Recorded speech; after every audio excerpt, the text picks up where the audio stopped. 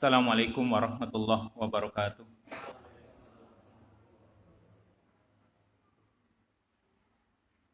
Alhamdulillah, alhamdulillahi hamdan yuwafi ni'amahu wa yukafi'u mazidah. Ya Rabbana lakal hamdu wa lakas syukru kama yanbaghi li jalali wajhikal karimi wa azimi sultanik. Asyhadu an la ilaha illallah wahdahu la syarikalah jalla 'anis syabihi wal mathili wan nadhir. Wa asyhadu anna Muhammadan abduhu wa rasuluh. Arsalahu Allahu bil huda wa dinil haq. Faballagha ar-risalah wa addal amanah wa nasahal ummah. Wa jahada fillahi haqqa jihadih. Wa taraka ummatahu ala mahajjatin bayda'a naqiyah. Lailuha kana hariha la yazighu anha illa halik. Salawatullah wa salamuhu alaihi wa ala alihi wa ashabihi wa man sara ala nahjihi wa ihtada bihadihi wa istanna bi sunnatihi ila yaumil qiyamah. Ikhwani wa akhwati fid din, ahsanallahu jami'an. Bapak-bapak, ibu-ibu, hadirin sekalian yang dimuliakan oleh Allah. Tak lupa puji syukur senantiasa kita ucapkan, kita panjatkan kepada Allah Jalla Jalaluh. Karena pada kesempatan yang baik ini kita bisa bermajlis kembali di salah satu rumah dari rumah-rumah Allah ini. Semoga Allah Subhanahu wa taala jadikan majlis ini majlis ilmu, majlis zikir. Yang ini merupakan salah satu taman di antara taman-taman surga. Pada kesempatan yang baik ini, insyaallah akan kita kaji tentang amalan-amalan pembuka pintu-pintu rizki. Sebelum kita pelajari tentang amalan apa saja yang nantinya bisa membuka pintu rizki atau sebagai kunci pembuka pintu rizki, maka ada beberapa poin yang harus kita ketahui dan harus kita sadari serta kita akui. Yaitu yang pertama, bahwa semua manusia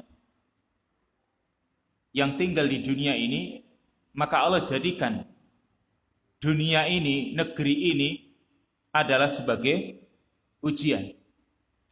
Dunia ini kita akui sebagai tempat ujian bagi kita. Dicoba manusia, diuji manusia. Karena Allah Subhanahu wa taala mengatakan di banyak ayat seperti dalam surat Al-Insan. Ayat yang kedua, Allah Subhanahu wa taala berfirman, "Inna khalaqnal insana min nutfatin amsyajin nabtali faja'alnahu sami'an basira." Inna khalaqnal insana min nutfah, sesungguhnya kami telah menciptakan manusia itu min nutfah, dari sperma. Amsyajin, yang telah bercampur, yaitu sperma laki-laki dan sperma wanita bercampur, ditempatkan di dalam rahim. Nabtalihi, kami akan mengujinya, menguji manusia. Faja'alnahu sami'an basira, maka kami jadikan manusia itu mendengar dan melihat. Ini kata Allah Subhanahu wa taala, nabtalihi, kami akan menguji manusia. Dan masih banyak ayat-ayat yang lain, seperti juga dalam surat Al-Mulk, alladzi khalaqal mauta wal hayata liyabluwakum ayyukum ahsanu amala.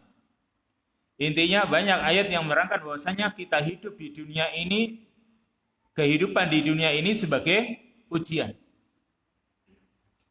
Sehingga karena dalam hidup ini ada yang namanya lapang, ada yang namanya sempit, ada yang namanya senang, ada yang namanya susah. Ada kaya, ada miskin, maka semua ini adalah ujian. Jadi bukan hanya miskin saja yang menjadi ujian. Kaya, kita punya harta, itu juga menjadi ujian. Bahkan kadang manusia ketika diuji dengan kekayaan, banyak yang tidak lulus. Ketika dia diuji dengan kemiskinan, dia bisa lulus, bisa sabar. Tapi ketika dia diuji dengan kekayaan, dia tidak bisa lulus. Karena apa? Dia tidak bisa bersyukur. Maka ini yang namanya dunia.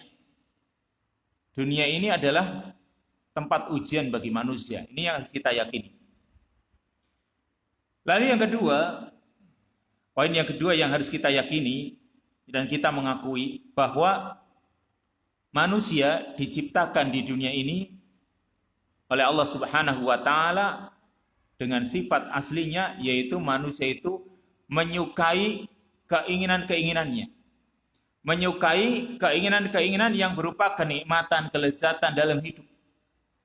Kita mengakui semuanya bahwasanya kita itu suka dengan sesuatu yang namanya nikmat, dengan yang namanya lezat, dengan yang namanya nyaman.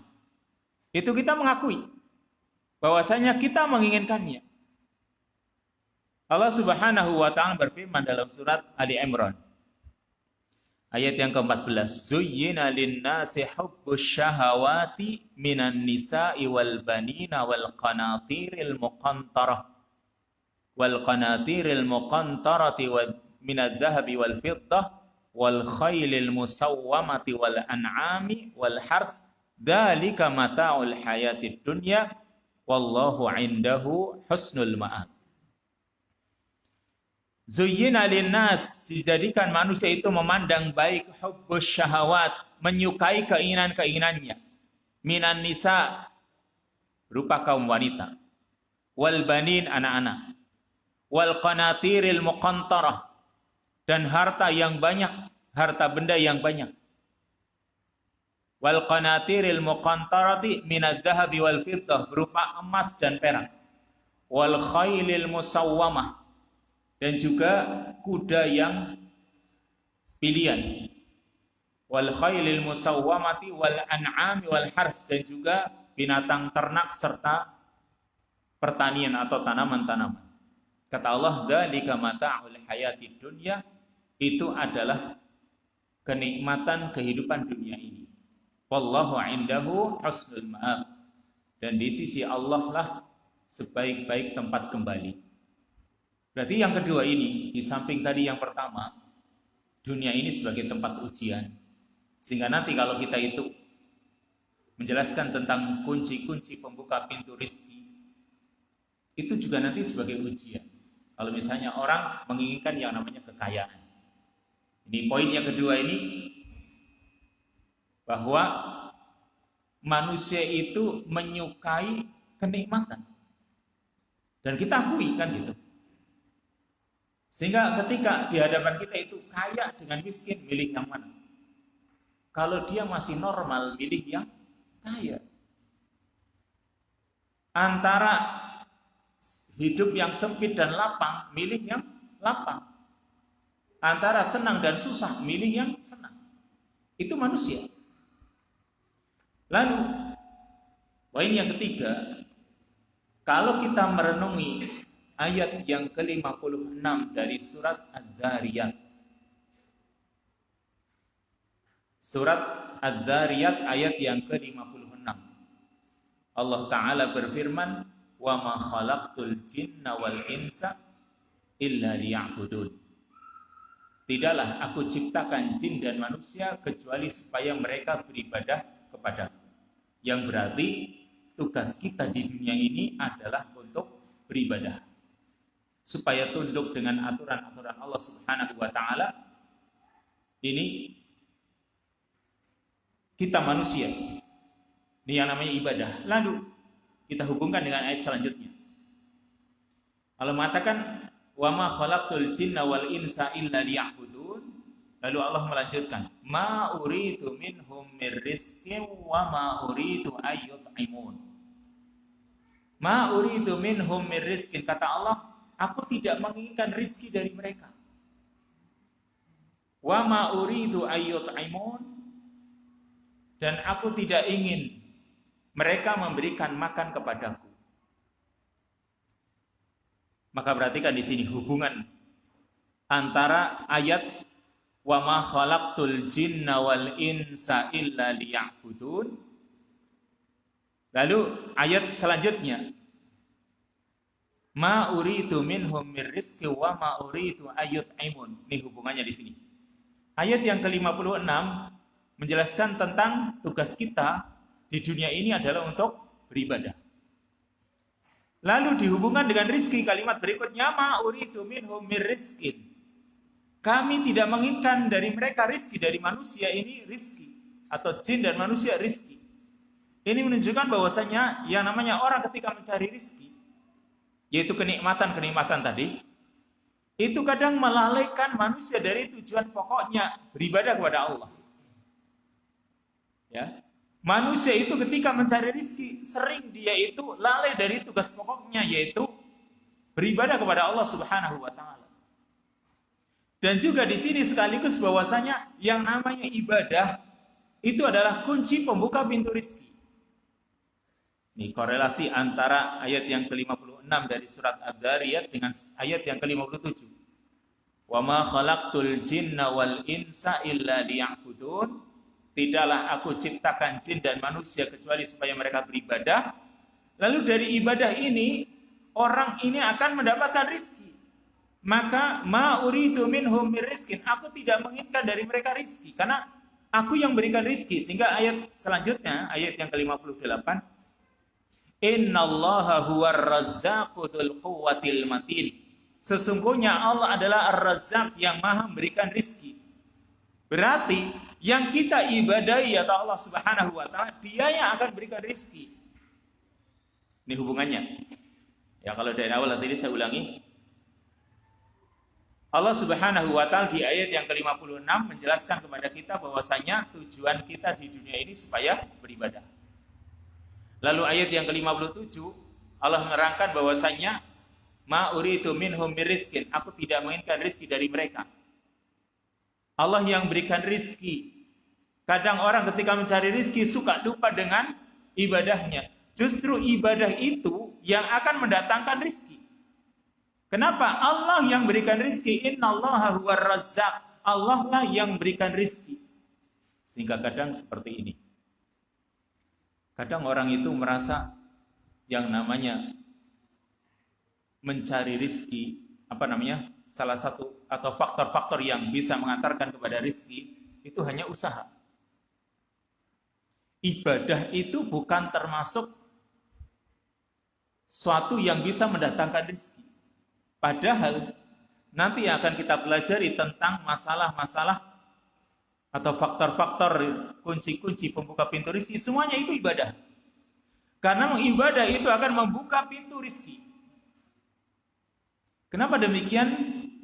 Karena harus kita ketahui, ini juga harus mendasari dalam diri kita, bahwa yang namanya datangnya suatu rizki dengan usaha yang kita lakukan, usaha itu bisa bentuknya hissi, yaitu konkret, dan ada yang sifatnya maknawi, ada yang tidak nampak, abstrak, tapi itu benar-benar nantinya bisa mendatangkan rizki. Berarti kata Syekh Abdurrahman bin Nasir As-Sa'di, dua perkara ini yang menjadi sebab orang itu bisa mendatangkan apa yang dia inginkan, atau rizki yang bisa dia dapatkan. Yang bersifat hissi, yaitu dengan orang berusaha. Orang berusaha dalam hidup ini, ya, dia bisa bekerja, dan ini adalah perkara yang wajar bisa diketahui dengan indera kita. Orang bekerja, nanti dia bisa dapat rezeki, kan gitu, dengan dia bekerja.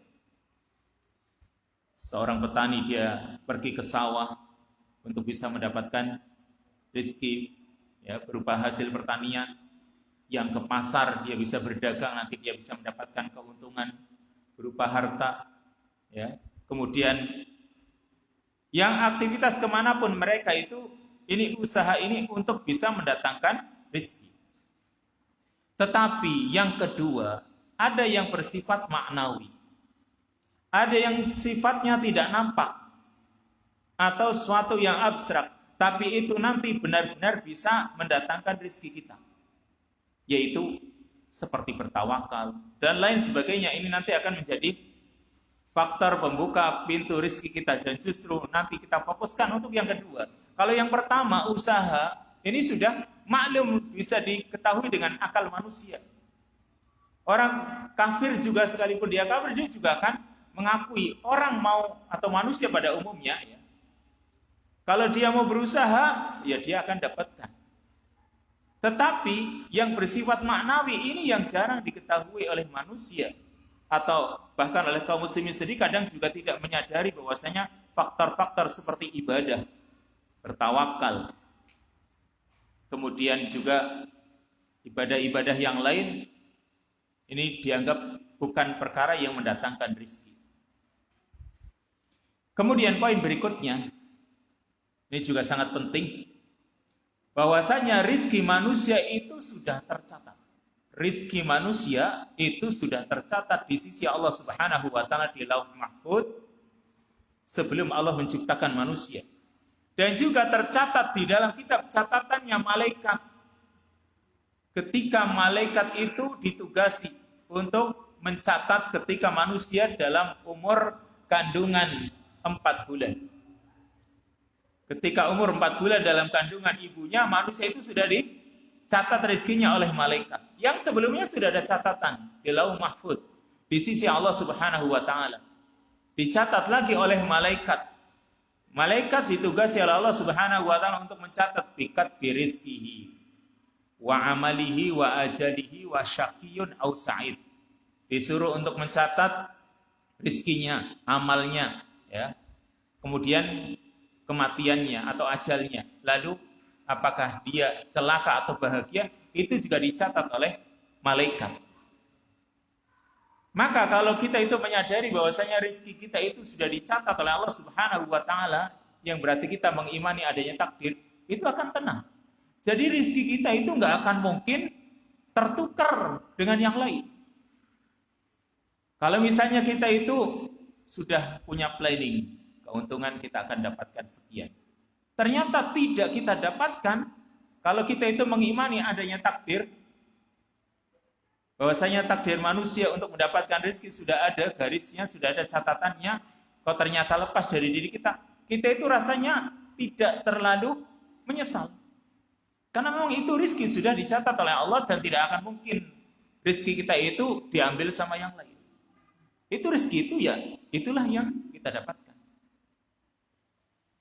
Serta yang terakhir, catatan yang terakhir bahwasanya rezeki itu bukan hanya sekedar uang.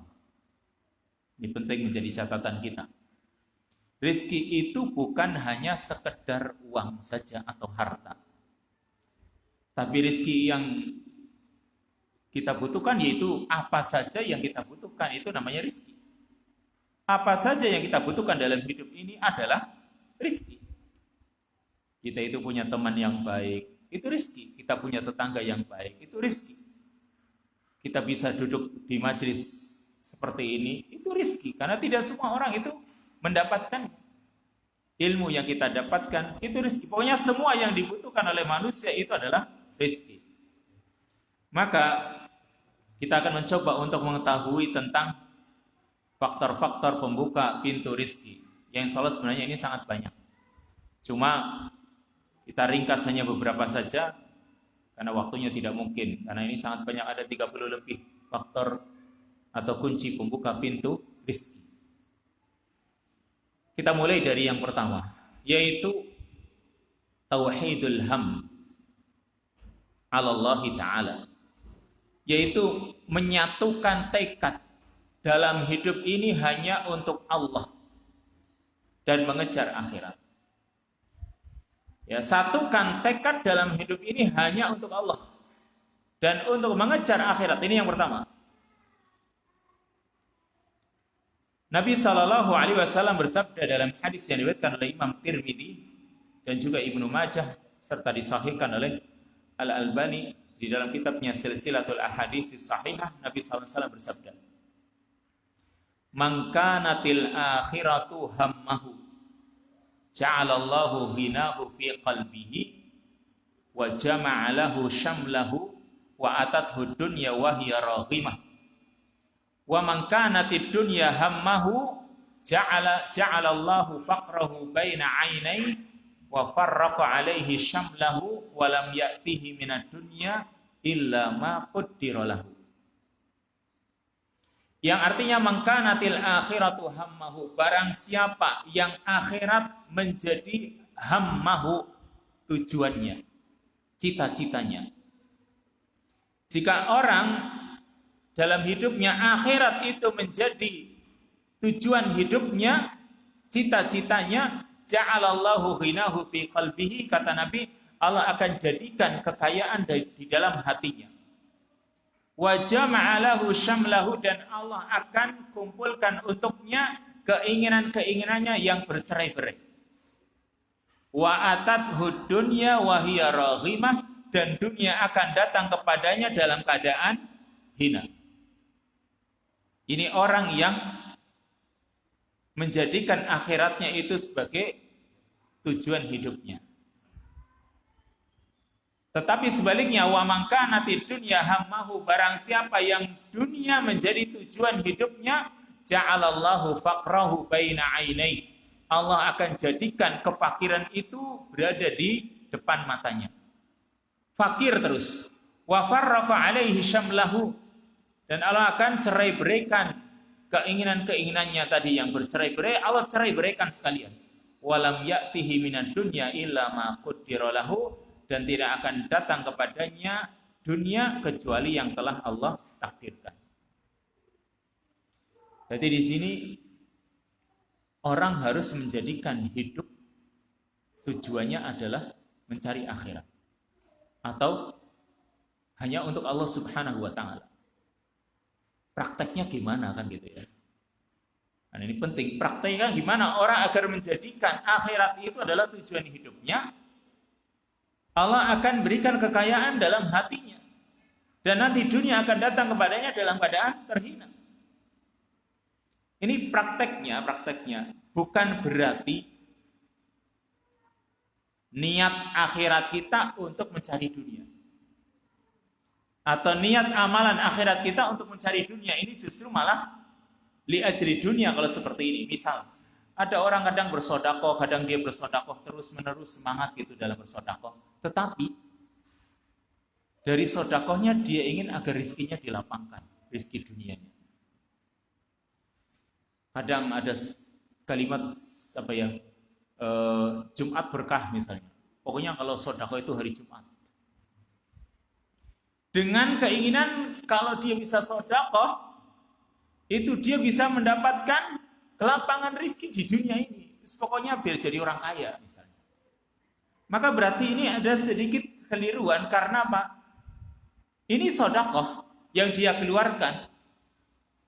Harusnya dengan sedekah itu dia bisa mendapatkan keuntungan akhirat yang sangat besar. Tapi kalau hanya sekedar supaya bisa kaya, ini kan berarti niat akhiratnya hanya untuk dunia, dan ini sebuah kekeliruan. Kalau hanya sekedar dia ingin mendapatkan rizki berupa keuntungan dunia, biar jadi kaya atau mungkin yang lain, karena kadang-kadang ada orang yang mengeluarkan sedekahnya hanya sekedar untuk mencari keuntungan dunia. Ini sebuah kekeliruan. Dan juga bukan berarti orang yang dalam hidupnya hanya untuk Allah, untuk mengejar akhirat, bukan berarti meninggalkan usaha untuk mencari rezeki yang halal. Ini juga harus digarisbawahi di sini, ya.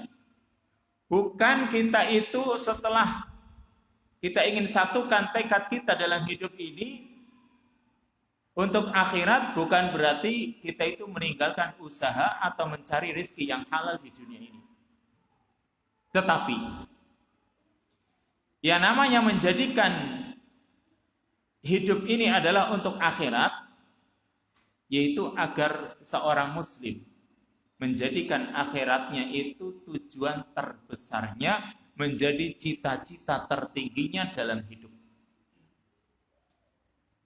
Dan jangan sampai kesibukan dunianya itu melalaikan akhirat. Dia bisa melakukan aktivitas-aktivitas dunia, mencari rezeki yang halal. Tapi ketika mencari rezeki yang halal, katakanlah orang berdagang misalnya, jangan sampai perdagangannya itu melalaikan dia dari akhiratnya. Contoh kecil saja, misalnya orang itu tahu ini sudah waktunya salat. Lalu kok dia masih bergelut dengan dunianya, misalnya dengan bisnisnya, ada panggilan adzan, misalnya dia tidak tergerak sama sekali, berarti ini urusan dunianya melalaikan dia dari urusan akhirat. Maka orang yang kalau dia mencari dunia, kemudian dalam mencari dunia ini, dia fokuskan juga untuk akhirat. Yaitu misalnya orang itu mencari nafkah dalam kehidupan sehari-hari, dia niatkan, saya cari nafkah supaya saya bisa hidup, bisa makan, sehingga bisa beribadah kepada Allah. Kemudian saya bisa memberikan nafkah kepada anak istri saya, karena ini merupakan tugas saya sebagai kepala keluarga, memberikan nafkah kepada mereka, dan ini kewajiban. Dan di sini saya ingin mendapatkan pahala dari Allah Subhanahu wa taala nanti di akhirat. Ini orang yang fokusnya akhirat. Dalam mencari rezeki pun dia fokuskan untuk akhirat. Maka kalau tadi ada panggilan-panggilan akhirat, dia tinggalkan dunia. Jangan sampai dunia ini melalaikan. Orang yang seperti ini Allah akan berikan kecukupan, sehingga hidup dalam penuh qanaah. Hidupnya itu penuh dengan qanaah, yaitu menerima. Selalu cukup, yang kecukupan itu ada di hati. Maka dunia bagi dia itu seperti tidak bernilai, karena ketika dia sudah mendapatkannya, dia sudah merasa cukup. Yang penting dia bisa untuk beribadah kepada Allah Subhanahu wa taala. Andai kata orang itu bisa bekerja, dia cari nafkah, bisa untuk dirinya, bisa untuk keluarganya, dan ini adalah dia niatkan untuk ibadah. Apalagi kalau misalnya dia punya sesuatu yang bisa dia tabung, misalnya untuk bersedekah, atau mungkin ibadah-ibadah yang harus dilakukan dengan hartanya itu tadi, sudah dia akan merasa cukup. Sehingga dalam hal ini Allah Subhanahu wa taala berikan kekayaan di dalam hatinya. Maka nanti urusan-urusan yang sangat banyak yang menjadikan hidupnya itu kadang bercerai-berai, ada urusan anak, urusan apa saja, harta dan sebagainya, kan urusannya banyak. Ini Allah akan satukan, terasa ringan bagi dia karena disatukan oleh Allah Subhanahu wa taala. Karena tekadnya hanya untuk Allah. Meskipun ini sangat berat untuk dipraktekkan. Ketika orang itu dalam hidupnya itu benar-benar dia untuk mencari akhirat. Ini berat karena gangguannya itu banyak. Atau fitnah-fitnahnya banyak, terutama fitnah syahwat. Yang dia lihat misalnya orang-orang yang kaya, kemudian dia ingin terus mengejar. Akhirnya karena mengejar dunia, kadang dia lalai dengan akhiratnya. Ini yang sangat berbahaya. Nah, orang yang karena tekadnya hanya untuk Allah Subhanahu wa taala, ketika ada permasalahan dalam hidup, dia tumpahkannya kepada Allah. Ya, dia tumpahkan kepada Allah, dia mengadunya kepada Allah Subhanahu wa taala, bukan kepada manusia. Karena manusia dia tidak memiliki, yang memiliki segalanya hanya Allah. Ini orang yang dalam hidupnya untuk mencari Allah, atau hanya untuk Allah, untuk mengejar akhirat. Jadi kalau ada permasalahan, dia tumpahkannya kepada Allah, dia mengadunya kepada Allah. Dalam hadis yang diriwayatkan oleh Abu Dawud dan Imam Tirmidzi, dihasankan oleh Al-Albani dari sahabat Abdullah bin Mas'ud, Nabi SAW bersabda, "Man nazalat bihi faqah fa anzalaha bin nas lam tusadda faqatuhu aw lam tasudda faqatuhu wa man nazalat bihi faqah fa anzalaha billah fayushikullahu lahu birizkin ajilin au ajilin." Kata Nabi SAW, man nazalat bihi faqah, barang siapa yang mengalami faqah, kemiskinan, kefakiran, fa anzalaha binnas, lalu dia mengadukan kemiskinannya ini kepada manusia dengan cara mungkin dia minta-minta, selalu misalnya menyatakan, aduh saya gak punya ini, gak punya itu, mungkin supaya orang itu membantunya. Ini namanya mengadukan urusan dunia kepada manusia, mengeluh kepada manusia. Jadi kalau misalnya punya hutang belum dibayar-bayar, ngomong ke orang, Ini gimana caranya ya saya biar nggak ada utang. Kenapa sih utangmu banyak apa? Ya banyak, tapi kok belum bisa bayar-bayar. Barangkali mau dibantu kan gitu, meskipun kalimatnya tidak langsung meminta. Tapi dia ini mengadukannya kepada manusia. Maka kalau seperti ini kata Nabi SAW, lam tusaddu faqatuhu, maka kemiskinannya, kefakirannya itu tidak akan ditutup. Kalau dia mengadukannya kepada manusia. Tetapi waman nazalat bihi faqah, barang siapa yang mengalami faqah, kemiskinan, fa anzalaha billah, lalu dia mengadunya kepada Allah Subhanahu wa taala, fayushikullahu birizkin ajilin au ajilin, maka Allah akan segera memberikan rizki kepadanya, baik cepat atau lambat. Kita mengadunya kepada Allah tidak sih sebenarnya?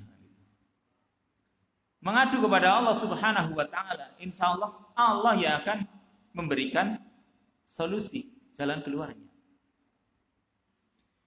Lalu ya, orang juga mungkin masih berpikir, kalau fokusnya akhirat, fokusnya ibadah, kok bisa sih mendatangkan rezeki itu bagaimana kan gitu ya.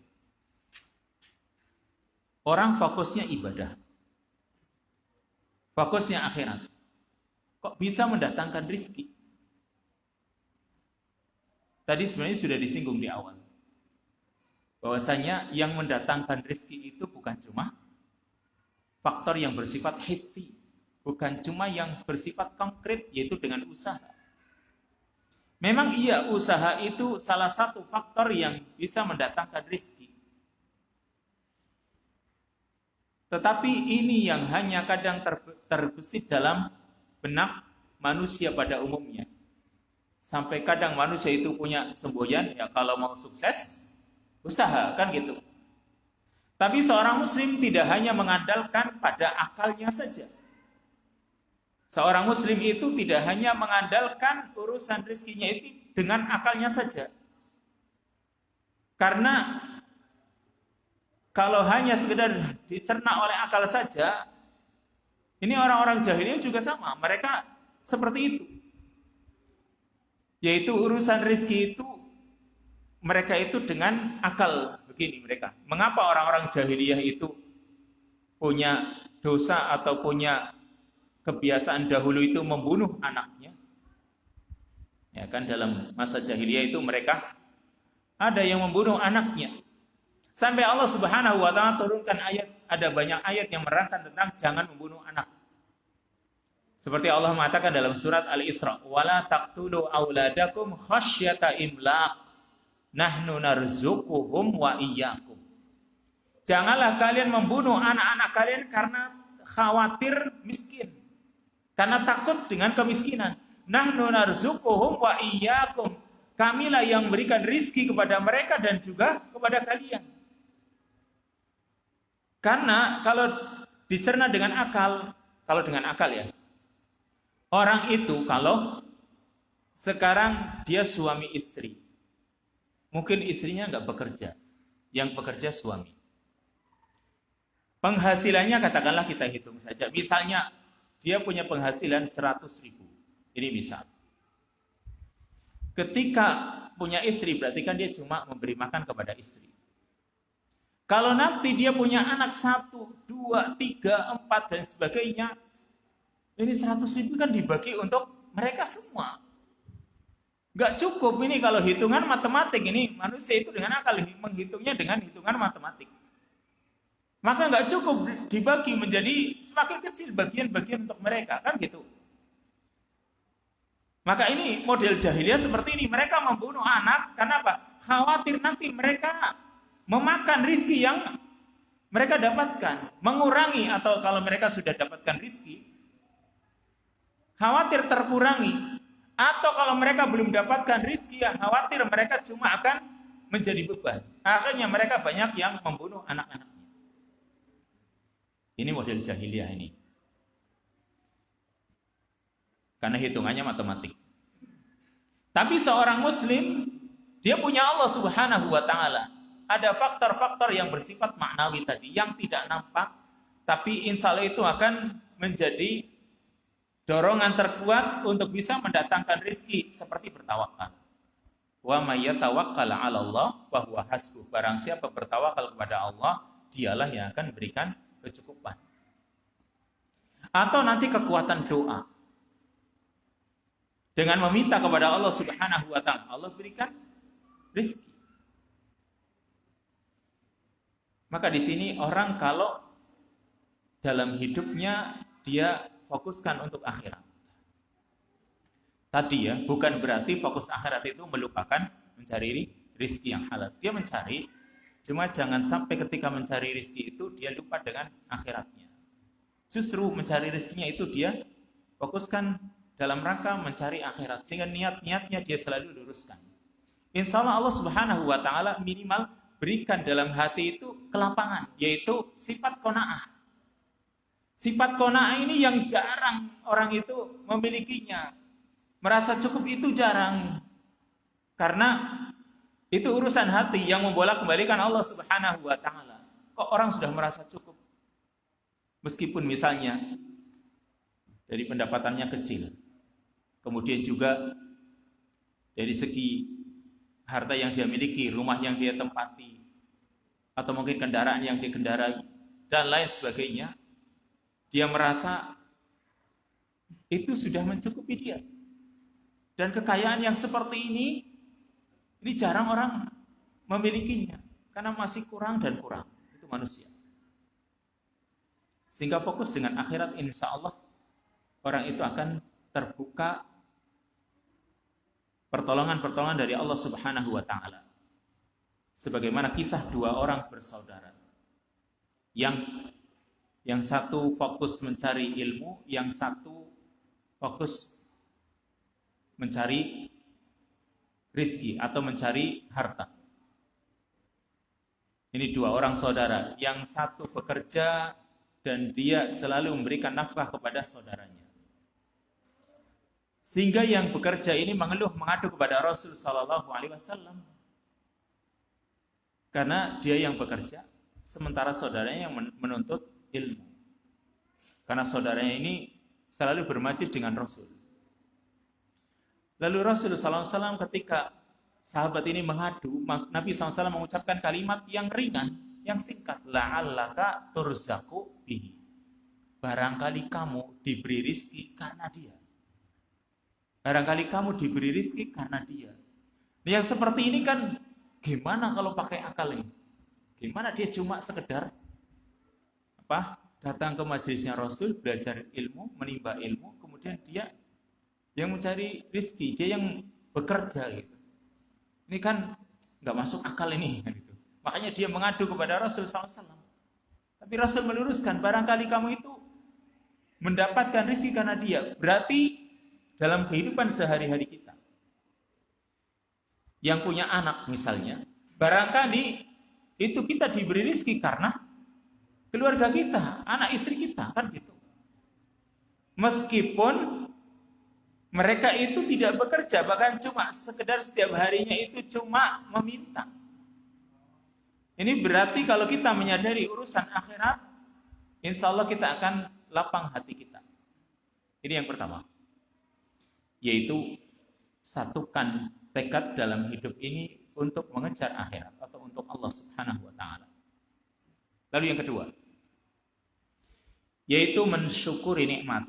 Asyukru bin ni'am. Mensyukuri nikmat. Sebelum kita menyadari bahwa syukur itu akan menjadi kunci pembuka pintu rizki, kita harus mengetahui yang namanya syukur itu sendiri.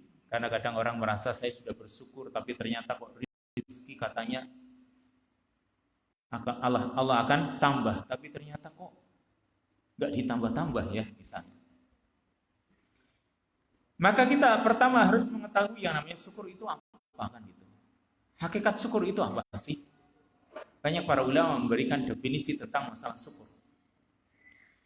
Ada yang mengatakan yang namanya syukur itu al-i'tirafu bi in'amil mun'im ala wajhil khudu'i wad dhulli wal mahabbah. Syukur itu mengakui nikmat yang diberikan oleh sang pemberi nikmat, yaitu Allah Subhanahu wa taala, dengan cara tunduk dan cinta. Yaitu kita mengakui kalau ini suatu nikmat. Akui dulu, ini nikmat bukan itu. Kalau dia sudah mengakui ini sebuah nikmat, ini baru rukun pertama yang dia dapatkan, yaitu mengakui suatu nikmat. Dia mengakui nikmat. Misalnya, kita itu bisa duduk, nikmat bukan? Ini nikmat kan gitu. Tapi banyak orang kadang nggak merasa saya bisa duduk itu suatu nikmat. Karena apa? Karena sudah terbiasa. Orang kalau sudah terbiasa itu kan kadang-kadang lupa kalau itu nikmat. Maka akui dulu itu suatu nikmat. Sehingga nanti misalnya ya orang itu ketika sehat, ketika dia merasa sehat itu sebuah kenikmatan, itu dia berusaha nanti akan merangkak kepada syukur berikutnya atau kepada rukun syukur berikutnya. Yang penting pertama dia akui dulu. Kalau dia tidak mengakui, bagaimana dia akan bersyukur? Lalu yang kedua, yaitu menyandarkan nikmat itu kepada Allah Subhanahu wa taala. Sandarkan nikmat ini dari Allah. Kalau dia sandarkan kepada dirinya, oh ini karena usaha saya ini, saya bisa mendapatkan ini. Ini berarti orang belum bersyukur. Karena syukur itu dia juga menyandarkan, ini nikmat dari Allah Subhanahu wa taala. Ini namanya kalau orang masih menyandarkan kepada dirinya, ini karena usaha saya, ini kalau saya nggak bekerja nggak mungkin bisa dapat. Ini sudah dia lupa menyandarkan nikmat itu kepada Allah. Lalu dia gunakan nikmat itu untuk hal-hal yang dicintai oleh Allah Subhanahu wa taala. Berarti kalau dia menggunakan nikmat yang Allah berikan bukan untuk hal-hal yang dicintai, ini namanya orang juga belum bersyukur. Berarti rukun-rukun syukur ini harus ada. Jadi yang namanya bersyukur itu bukan cuma sekedar terucap, alhamdulillah, berarti saya sudah bersyukur. Belum, hatinya mengakui enggak? Hatinya menyandarkan nikmat itu kepada Allah atau tidak? Kemudian dengan anggota badannya, dia gunakan nikmat itu untuk hal-hal yang dicintai oleh Allah atau tidak? Kalau ketiga-tiganya tidak, atau salah satu dari ketiganya itu sampai tidak terpenuhi, berarti dia belum bersyukur. Karena yang namanya rukun itu kan sesuatu yang harus ada dalam sebuah perkara. Dan ini rukun bersyukur ini mengakui dengan hatinya, menyandarkannya kepada Allah Subhanahu wa taala, lalu lisannya mengucapkan, menyandarkan nikmat itu kepada Allah, dia ucapkan alhamdulillah, dan anggota badannya itu dia jalankan untuk ketaatan-ketaatan kepada Allah atau untuk hal-hal yang dia cintai. Kalau misalnya dapat nikmat, ya nikmat itu dia gunakan untuk hal-hal yang dicintai. Ini yang namanya syukur. Berarti syukur itu tidak hanya sekedar dengan ucapan. Kalau kita itu cuma mengucapkan alhamdulillah, berarti saya sudah bersyukur. Belum. Ini syukurnya harus kita benar-benar kuasai dulu. Kita termasuk bersyukur atau tidak. Karena orang itu ketika misalnya mendapatkan nikmat hujan. Hujan ini nikmat dari Allah Subhanahu wa taala. Kalau di zaman jahiliyah, orang itu menyandarkan nikmat hujan itu kepada bintang. Ini jelas, ini kufur nikmat. Atau misalnya menggunakan nikmat itu untuk hal-hal yang dicintai olehnya. Seperti kisah Nabi Adam. Ketika dia mau dikaruniai seorang anak. Ternyata anak yang lahir itu karena iblis mendatanginya, disuruh menamainya Abdul Haris. Yang ini adalah Al-Haris, ini nama iblis, dia pun namai.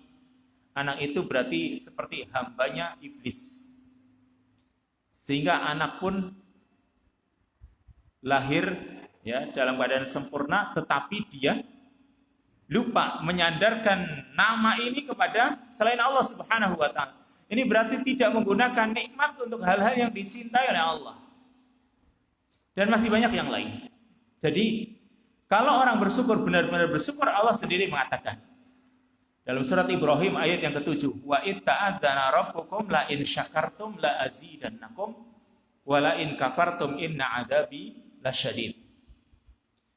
Dan ingatlah ketika Rabbmu telah menyerukan, mengumandangkan, la in syakartum la azidannakum, sungguh jika kalian bersyukur niscaya akan aku tambah nikmat untuk kalian. Tetapi wala in kafartum inna adzabi lasyadid, sungguh jika kalian kafir sesungguhnya azabku itu benar-benar keras. Ini janji Allah. Dan Allah insya Allah tidak akan mengingkari janjinya. Allah itu tidak akan pernah mengingkari janjinya. Tapi sekarang apa hubungannya antara syukur dengan pintu rizki? Bahwasanya syukur itu menjadi kunci pembuka pintu rizki. Ini hubungannya apa? Maka perhatikan di sini. Orang yang bersyukur, ini berarti orangnya ini orang yang hatinya istiqomah. Orang yang bersyukur menunjukkan bahwasanya orang ini hatinya istiqomah. Dan karena hatinya istiqomah tadi, dia menyandarkan nikmat kepada Allah, dia mengakuinya itu sebagai suatu nikmat, maka ini akan mendorong dia untuk beramal saleh. Karena syukur itu tadi tidak hanya sekedar hati dan lisan, tapi dia terdorong untuk melakukan amal saleh. Maka ketika dia terdorong untuk melakukan amal saleh, berarti tindakan-tindakan yang dia lakukan pada kenikmatan yang Allah berikan itu menjadikan nikmat tersebut berkah. Ini hubungannya nih. Orang yang bersyukur berarti dia mengakui nikmat dan menyandarkan nikmat itu kepada Allah. Ini orang yang hatinya istiqomah. Lalu dari hati yang istiqomah mendorong dia untuk bisa beramal saleh. Karena tadi syukur itu tidak hanya sekedar dengan hati dan lisan. Maka ketika dia beramal saleh, berarti tindakan-tindakan pada nikmat yang Allah berikan, harta misalnya, itu tindakan-tindakan yang baik akan menjadikan harta itu menjadi berkah. Dan kalau harta itu pun berkah, manusia akan ridho kepadanya, dan manusia juga akan membantunya, apalagi Allah Subhanahu wa Ta'ala, Allah juga akan membantunya. Ketika dia melakukan sesuatu yang dicintai oleh Allah Subhanahu wa Ta'ala, dan ini adalah bentuk syukur. Kita ambil contoh yang Nabi SAW sebutkan dalam hadis yang diriwayatkan oleh Imam Muslim. Kisah ada seorang laki-laki yang berada di tempat yang lapang, padang yang luas. Ini seorang laki-laki ini melihat di atas itu ada awan, ada mendung. Tapi dia mendengar suara di awan tersebut, di mendung tersebut. Yaitu suara mendung itu mengatakan, "Iski hadiqata fulan," siramlah kebunnya si fulan. Jadi dia ini, kata Nabi SAW, mendengar suara di awan. Yang awan itu mengatakan, "Iski hadiqata fulan," siramlah kebunnya fulan. Sehingga awan itu terus bergerak. Maka dia terus perhatikan awan itu. Ternyata awan ini menurunkan hujan di sebuah tanah yang bebatuan. Tanah yang keras. Lalu dia perhatikan terus awan itu menurunkan hujan. Lalu hujan itu berada di tanah batuan. Lalu ternyata ada saluran air, irigasi istilahnya. Atau ya, air ini mengalir. Dia terus ikuti aliran ini kemana. Air ini mengalir kemana, dia terus ikuti sampai di ujung saluran air ini. Ternyata di sana ada seorang laki-laki yang sedang mengalirkan airnya ke sawah dia atau kebun dia. Maka ketika sudah menemui orang tersebut, oh ini orang kok sedang mengalirkan air dengan cangkulnya, dia alirkan ke sawahnya dia. Padahal ini airnya tadi, ya, Allah Subhanahu wa Ta'ala perintahkan supaya awannya ini menurunkan hujan untuk si fulan. Maka orang ini bertanya, "Siapa nama Anda?" "Nama saya si fulan." Namanya persis dengan nama yang disebut dalam awan tadi, ya, awan yang diperintahkan untuk bergerak dan menurunkan hujan, ternyata namanya itu sama persis dengan yang ada. Berarti nama Anda tadi kan gitu ya. Maka orang ini bertanya, "Kenapa engkau tanya tentang nama saya?" Maka orang ini menjelaskan bahwasanya tadi saya mendengar awan itu itu berbicara bahwasanya siramlah kebunnya si fulan, dan ternyata si fulan ini engkau, ya. Ternyata si fulan ini adalah Anda ini yang disebut di awan tadi. Berarti Anda ini punya keistimewaan. Apa sih keistimewaannya kan itu? Apa sih kelebihan Anda sampai Allah Subhanahu wa taala jadikan awan itu benar-benar bergerak sengaja untuk menyirami sawah Anda? Maka dia ceritakan. Dia sampaikan bahwasanya tidaklah aku menanam tanaman di kebunku ini, di sawahku ini, kecuali ketika menghasilkan aku bagi menjadi 3. Sepertiga aku makan untukku dan keluargaku. Sepertiga aku kembalikan untuk ditanam kembali. Dan sepertiganya lagi aku sedekahkan untuk fuqara wal masakin. Dan di sini ya, dia ini bukan cuma sekedar ya Allah ini nikmat darimu. Tidak. Tetapi dia praktekkan, dia amalkan bahwasanya ini nikmat yang dia berikan, dia bagi untuk yang lain. Karena apa? Ini orang yang bersyukur, dia gunakan nikmat itu untuk hal-hal yang dicintai oleh Allah Subhanahu wa taala. Keluarganya cukup, masih ada orang fakir miskin yang dia harus bantu, maka dia bantu, dia keluarkan sepertiga untuk dirinya dan keluarganya, sepertiga untuk ditanam kembali, karena jelas menanam kembali juga butuh biaya. Lalu sepertiganya untuk dia berikan. Nah, yang seperti ini ternyata Allah Subhanahu wa taala benar-benar jadikan orang ini mendapatkan nikmat dari Allah berupa hujan saja Allah kirim untuk dia. Kan ini kalau pakai akal itu nggak bisa dicerna kayak gitu. Tapi ketika orang itu benar-benar mendapatkan rizki, dia bersyukur kepada Allah Subhanahu wa taala, Allah akan tambah nikmat untuknya.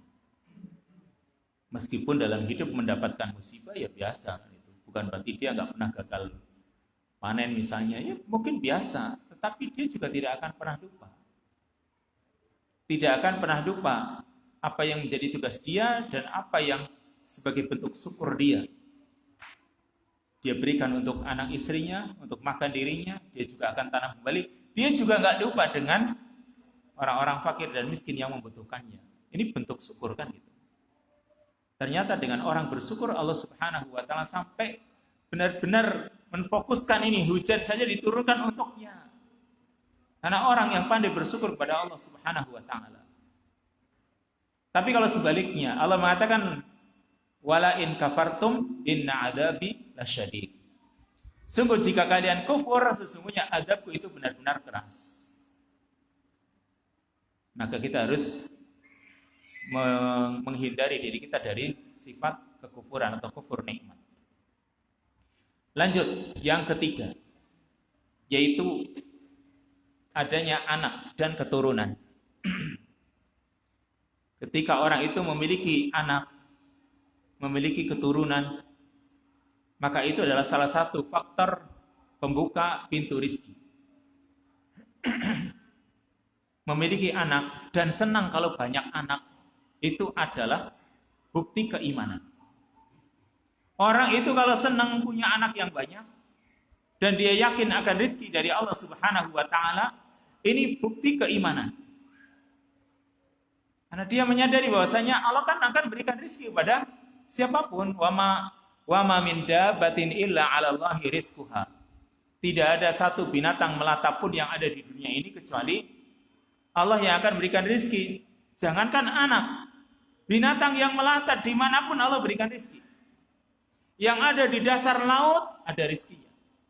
Yang ada di dalam bumi, ya, ulat-ulat dan sebagainya atau apalah yang di dalam bumi itu, cacing dan sebagainya, ada rizkinya.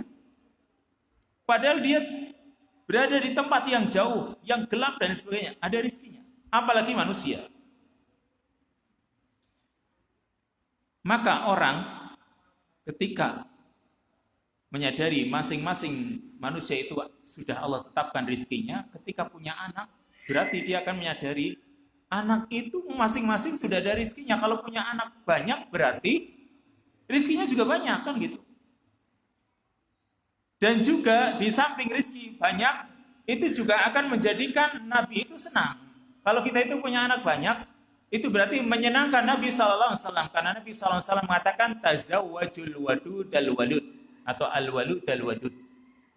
Nikahlah kalian dengan wanita yang punya banyak anak dan memiliki kasih sayang. Ini kata Nabi SAW, berarti kita diperintahkan secara tidak langsung supaya kita itu punya banyak anak. Karena gini, Nabi memerintahkan tazawwaju al-walud al-wadud. Nikahlah kalian dengan wanita yang banyak anak. Berarti maksudnya apa? Supaya anaknya banyak kan gitu, Bang? Lalu untuk apa? Disuruh menikah dengan wanita yang kira-kira punya banyak anak kalau bukan untuk punya anak kan gitu. Oh berarti ini secara otomatis Nabi SAW maksudnya memerintahkan kepada kita supaya punya banyak anak. Karena Nabi juga melanjutkan fa inni mukasirun bikumul umam yaumal qiyamah, karena aku bangga dengan banyaknya umat nanti pada hari kiamat. Nabi senang kalau umatnya banyak. Ini satu sisi, menyenangkan Nabi SAW itu suatu ibadah. Karena kalau banyak umat, kebaikan itu semakin bertambah. Pahala semakin banyak. Berarti di sini, ini tadi, Nabi SAW memerintahkan kita supaya kita itu punya banyak anak. Tapi di zaman sekarang ini, bukan hanya wanita saja yang repot. Bapaknya saja kadang nggak mau anaknya banyak. Kenapa sih anaknya cuma satu? Repot. Apalagi ibunya. Kalau ditawari, misalnya ya. Ini kalau anaknya 10 gimana? Oh langsung. Nanti dulu kan itu ya. Ketakutan. Karena apa? Kalau repot semuanya repot. Emang kalau kita itu punya harta banyak gak repot? Sama kan? Kalau kita itu punya harta banyak, misalnya antum punya mobil 10. Emang dengan punya mobil 1, nggak repot? Sama-sama repot, semuanya itu repot. Kemudian punya harta banyak juga repot. Tapi mengapa di sini kadang orang itu lebih menginginkan punya harta yang banyak, sedangkan punya anak banyak itu tidak mau. Ini berarti mindset kita itu juga harus dirubah kembali di sini. Coba sekarang orang punya rumah 2 saja, emang nggak repot? Repot juga. Punya rumah 1 repot, punya rumah 2 lebih repot lagi. Sama, dengan punya anak juga sama. Kalau urusan repot, sama. Dengan punya harta, punya ini, punya itu, sama. Tetapi di sini, ketika orang itu sudah merasa seperti orang jahiliyah, merasa rizkinya itu tidak rizkinya itu terkurangi karena punya anak, ini yang harus dirubah.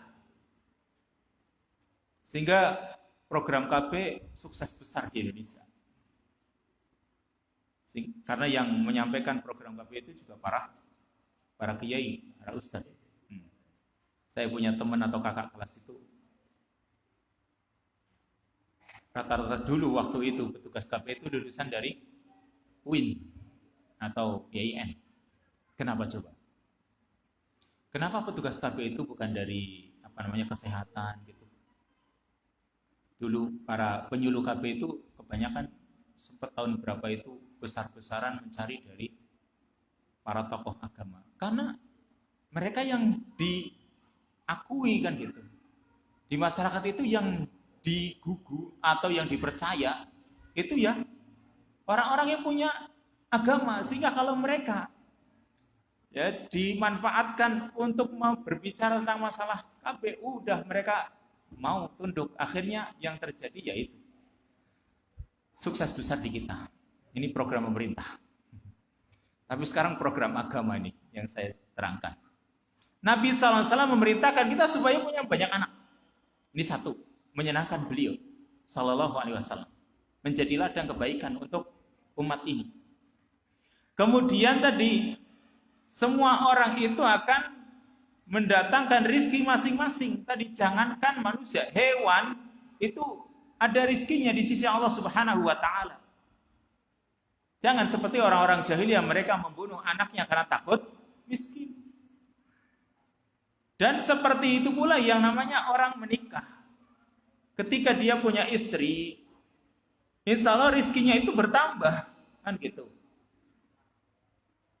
Makanya Allah Subhanahu wa taala mengatakan di dalam surat An-Nur ayat yang ke-32.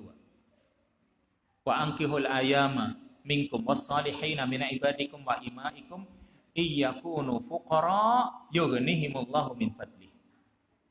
Wa ankihul ayama minkum, dan nikahkanlah wanita-wanita yang tidak memiliki suami dari kalian. Was-salihina min ibadikum, dan orang-orang yang saleh dari budak-budak kalian, budak-budak laki-laki kalian, wa imaikum, dan budak-budak perempuan kalian. Iyakunu fuqara yughnihimullahu min fadli. Jika mereka fakir, Allah akan berikan kekayaan dengan karunia-Nya. Sampai para sahabat pun membuat kaidah-kaidah atau mereka menyampaikan kalam-kalam, ucapan-ucapan yang memperkuat apa yang dinyatakan oleh Allah Subhanahu wa taala. Sampai Abu Bakar As-Siddiq mengatakan ya tentang masalah ayat ini, ati'ullah fima amarakum minan nikah yunjis lakum ma wa'adakum minal ghina. Taatilah apa yang Allah perintahkan kepada kalian berupa nikah, nanti Allah akan penuhi janjinya berupa kekayaan. Dan juga sahabat Abdullah bin Mas'ud, utlubul ghina fin nikah, carilah kekayaan itu dengan menikah. Karena ketika orang itu menikah, itu bukan berarti suami pendapatannya sekian lalu nanti akhirnya jadi dibagi. Yang tadinya untuk dia dibagi untuk dia dan suaminya, untuk dia dan istrinya. Bukan. Justru Allah Subhanahu wa taala akan berikan. Karena masing-masing istri membawa rizki, suami juga membawa rizki, Allah akan berikan rizkinya itu bertambah. Dan orang ketika masih bujang, misalnya dia menjadi orang kaya, susah. Jadi orang kaya, terutama di sini kekayaan dalam hati ya. Makanya seorang muslim itu punya keyakinan yang kuat kepada Allah Subhanahu wa taala dalam hal ini. Mereka itu akan mendatangkan rizki, bukan akan memakan rizki. Lanjut. Yang keempat, atau mungkin ini yang terakhir. Dikit lagi. Sebenarnya masih banyak sekali, tapi kita cukupkan dulu lah. Karena ada 30, ini baru 4. Atau 4 mau baru ini. Yaitu talabul ilmi, menuntut ilmu. Menuntut ilmu itu akan menjadi kunci pembuka pintu rizki. Dan kita harus sadari, ilmu itu sendiri adalah rizki kan? Karena tadi rizki itu bukan cuma harta, ilmu itu juga rizki. Apalagi kalau kita membandingkan antara ilmu dengan harta, itu jelas lebih baik ilmunya, meskipun orang itu lebih suka harta. Antara ilmu dengan harta, manusia pada umumnya lebih suka harta. Tapi kalau orang itu benar-benar mencermati, ilmu itu lebih baik. Karena ilmu itu, yaitu ilmu agama yang dimaksud, adalah warisannya para nabi. Sedangkan harta warisannya orang-orang kaya. Dan orang kaya belum tentu baik, tapi kalau para nabi jelas, yang mereka wariskan apa? Ilmu. Berarti ilmu warisannya para nabi. Kenapa kok kita itu lebih memilih warisannya orang kaya daripada warisannya para nabi? Lalu ilmu itu akan menjaga kita.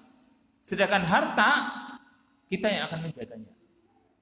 Tapi mengapa orang mati-matian mengejar harta, padahal dia yang akan menjaganya, sedangkan ilmu sebenarnya yang akan menjaga dirinya. Lalu juga orang ketika punya ilmu, dia sampaikan kepada yang lain, ketika dia keluarkan ilmu akan bertambah. Tapi harta ketika dikeluarkan, ya secara nominal dia akan berkurang. Tapi ilmu ketika disampaikan, itu akan semakin bertambah. Serta masih banyak yang lain, kelebihan-kelebihan ilmu dibanding harta. Misalnya ilmu itu akan menemani kita terus sampai ketika kita berada di alam kubur pun ilmu akan terus menemani kita. Tapi kalau harta tidak. Begitu manusia mati, udah hartanya ditinggal. Ini yang namanya ilmu. Lalu sekarang apa hubungan ilmu dengan rizki? Allah Subhanahu wa taala mengatakan dalam surat Muhammad ayat yang ke-19, fa'lam annahu la ilaha illallah wastaghfir li dzambika walil mu'minina wal mu'minat wallahu ya'lamu mutaqallabakum wa maswaakum. Maka fa'lam, ilmuilah, ketahuilah bahwa tidak ada sembahan yang berhak diibadahi kecuali Allah, dan mohonlah ampun atas dosamu. Dan untuk kaum mukmin laki-laki dan kaum mukmin wanita, wallahu ya'lamu mutaqallabakum wa maswaakum, dan Allah Maha mengetahui tempat usaha kalian serta tempat tinggal kalian. Ketika di sini nih Allah Subhanahu wa taala mengatakan ilmui, berarti carilah ilmu kan gitu. Tuntutlah ilmu. Karena Allah itu mengetahui tempat usaha kalian dan Allah juga mengetahui tempat tinggal kalian.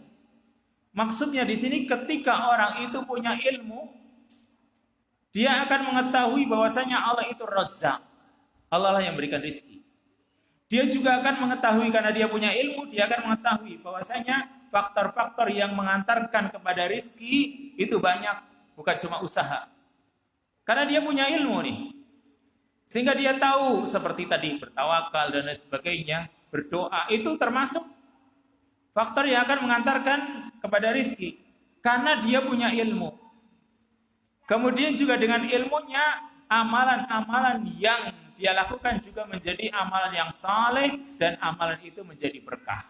Maka akan menjadikan luasnya rizki.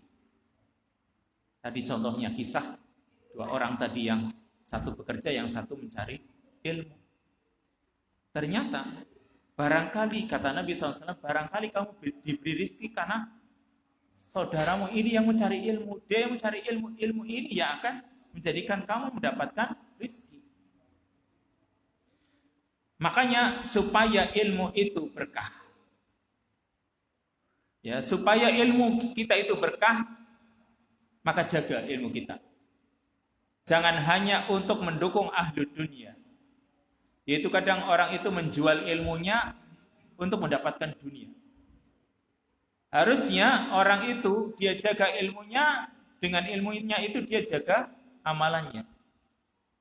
Jangan sampai menjual ilmu untuk mendapatkan harta.